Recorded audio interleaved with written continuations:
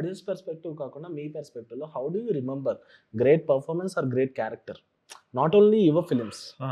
Weather any actor, how do you remember them? Great performance or great character? Great character ఉంటే automatic great performance వస్తది కదా! Only అంటే అలా చాలా మంది గ్రేట్ క్యారెక్టర్స్ రాసినా దాన్ని డిఫైన్ చేసేంత పర్ఫార్మెన్స్ అదే అంటున్నాను. అంటే గ్రేట్ క్యారెక్టర్ అని మనం ఎప్పుడు అంటామంటే దాన్ని యాక్టర్ పర్ఫార్మ్ చేస్తున్నప్పుడే కదా! అంటే ఇప్పుడు 'రావుబహదూర్' అనే క్యారెక్టర్‌ని మహా రాసి నేను పర్ఫార్మ్ చేయకపోతే మనం మాట్లాడుకోం. సో ఇప్పుడు మనకి క్యారెక్టరైజేషన్ సినిమాలు చాలా ఎక్కువ గుర్తుండిపోతాయి అబ్జర్వ్ చేస్తే. ఎందుకు అంటే ఇట్ కమ్స్ ఇప్పుడు లైక్ ఫర్ ఎగ్జాంపుల్ 'పూరి' గారు రాసిన 'పోకిరి' కావచ్చు, లేకపోతే 'చంటిగాడి' కావచ్చు, లేకపోతే సందీప్ చేసిన రీసెంట్గా వచ్చిన 'అర్జున్ రెడ్డి' కావచ్చు. క్యారెక్టరైజేషన్ మనం చాలా ఎక్కువ ఎంజాయ్ చేస్తాం, లవ్ చేస్తాం నువ్వు అబ్జర్వ్ చేస్తే.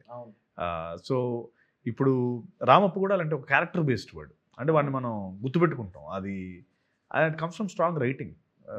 స్ట్రాంగ్ క్యారెక్టరైజేషన్స్ రాసినప్పుడు మనం ఆ క్యారెక్టర్స్ని ఎక్కువ గుర్తుపెట్టుకుంటాం. అంటే ఎస్పెషల్లీ ఎక్కువ 'పూరి' గారు హీరోలందరికీ మనం 'పూరి' గారు హీరోలందరినీ గుర్తుపెట్టుకుంటాం, ఎందుకంటే క్యారెక్టరైజేషన్ ఉంటుంది, ఒక క్యారెక్టర్ ఉంటుంది.